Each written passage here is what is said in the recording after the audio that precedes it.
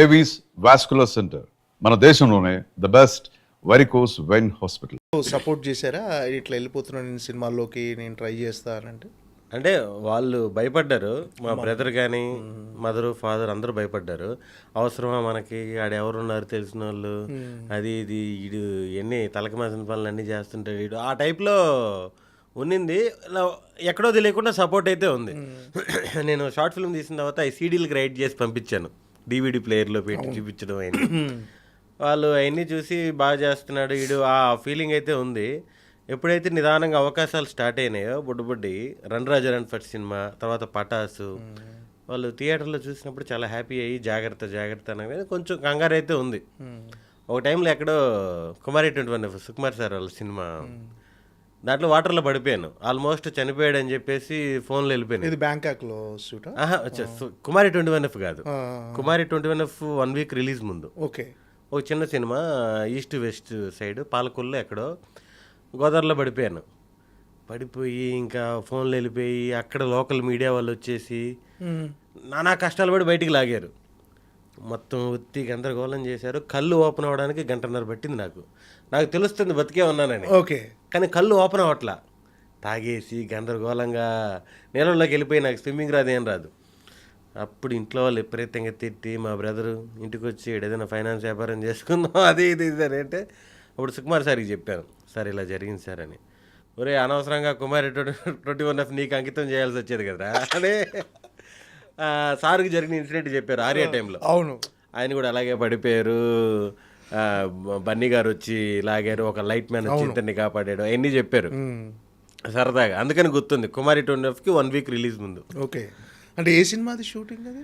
అది జానకి రాముడు అని అప్పుడు కావేరీ ట్రావెల్స్ వాళ్ళు ప్రొడక్షన్, జానకి రాముడు సినిమా. ఆ సినిమాకి జరిగింది. అలా భయపడుతూనే ఉన్నారు. కొంచెం పర్వాలేదు, సినిమాల్లో ఫ్రీక్వెంట్గా కనిపిస్తున్నాడు అన్నప్పుడు కొంచెం ధైర్యం. అంటే ఆ టైంలో అమ్మ నాన్న బాగా భయపడ్డారు, ఎందుకు ఇదంతా? భయం అయితే ఉంటుంది కదా. మా బ్రదర్ కూడా వీళ్ళందరూ కూడా వద్దు ఇంటికి వచ్చి వ్యాపారం మాకు ఎట్టో వ్యాపారాలు కామనే కదా. అంటే సినిమాలో ఇలాంటి, అంటే అది షూటింగ్లో కదా, షూటింగ్లో భాగంగా పడిపోయారు అంతేనా మీరు? షూటింగ్లో భాగంగా పడిపోయా.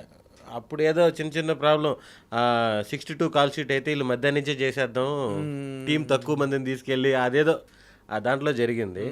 అలా 1 by 1 అదొకటి. నేను ఇండస్ట్రీకి వచ్చిన కొత్తలో హీరో ఉదయ్ కిరణ్ గారి ఇన్సిడెంట్ జరగడం, కొంచెం ఎక్కడో తెలియకుండా ఇండస్ట్రీలో స్ట్రగుల్ అవుతారేమో, చెప్పుకోలేరేమో, దాంట్లో అవకాశాలు రాకపోతే అలా భయపడేవాళ్ళు, ఇన్సెక్యూర్గా ఫీల్ అయిపోయి. ఆ తర్వాత నేను నలిగాను కదా, సినిమాలు కనిపిస్తున్నాను, పర్వాలేదులే ఏమైనా ఉంటే మేనేజ్ చేసుకోగలడు అన్నప్పుడు ఇంక వాళ్ళు ధైర్యంగా ఉన్నారు. రన్ రాజా రన్లో ఫస్ట్ అవకాశం ఎలా వచ్చింది అసలు? నాకు సుజిత్ గారి నుంచి ఫోన్ వచ్చింది. అదే సుజిత్ గారు టీం, అశ్విన్ వీళ్ళు ఫోన్లు చేశారు. అప్పటికి నేను అందరికీ ఫ్రెండ్ రిక్వెస్ట్లు పెట్టేసి ఫేస్బుక్ బ్లాక్ చేశారు. అంతమందికి ఒకేసారి పెట్టకూడదని మనకు తెలియదు కదా. సినిమా ఇండస్ట్రీ అంటే అందరు రిక్వెస్ట్లు పెట్టేసేవాడు నేను ఫేస్బుక్లో. 1 month బ్లాక్ చేశారు.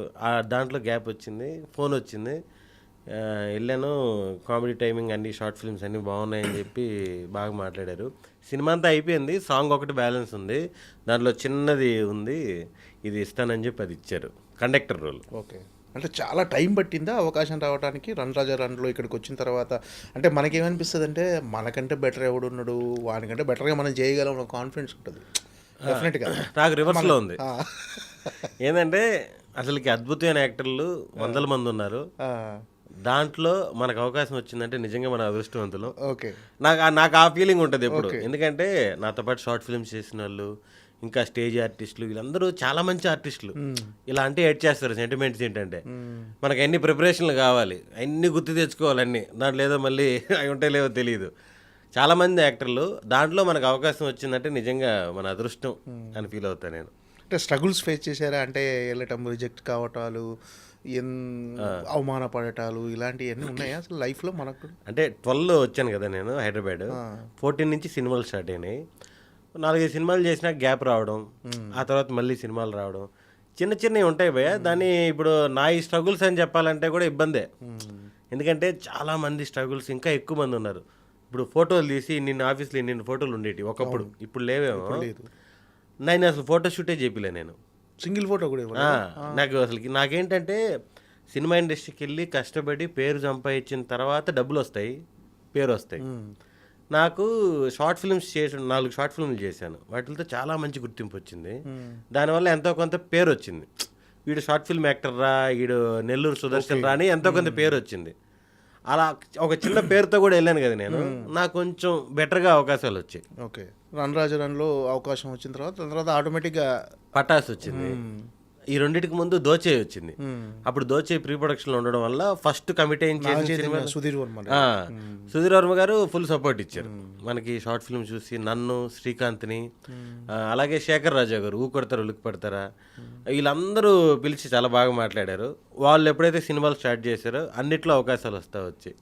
ఫస్ట్ చేసిన వాటిలో కుమారి 21F కూడా ఉంది. ఓకే, దాంట్లో పెద్ద రోల్. ఇంకా బిగ్ స్క్రీన్లో అంటే మిమ్మల్ని మీరు చూసుకున్నప్పుడు మీ రియాక్షన్ ఏంటి ఫస్ట్ టైం వెండి తెర మీద? అంటే షార్ట్ ఫిల్మ్స్ చేసి ఉండొచ్చు, కానీ అవునవును, వెండి తెర మీద ఫస్ట్ రన్ రాజా రన్ రిలీజ్ అయ్యి అది థియేటర్లో చూస్తున్నప్పుడు మీ ఫీలింగ్ ఏంటి? అమ్మా నాన్న రియాక్షన్ ఏంటి? అసలు వాళ్ళు అందరూ అసలు మామూలు హ్యాపీ కాదు, పిచ్చ లెవెల్లో హ్యాపీ.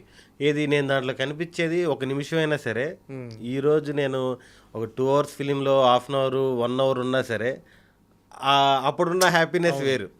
1 minute అది ఎలా ఉండేదంటే మా నాన్న ఫ్రెండ్స్ని అందరిని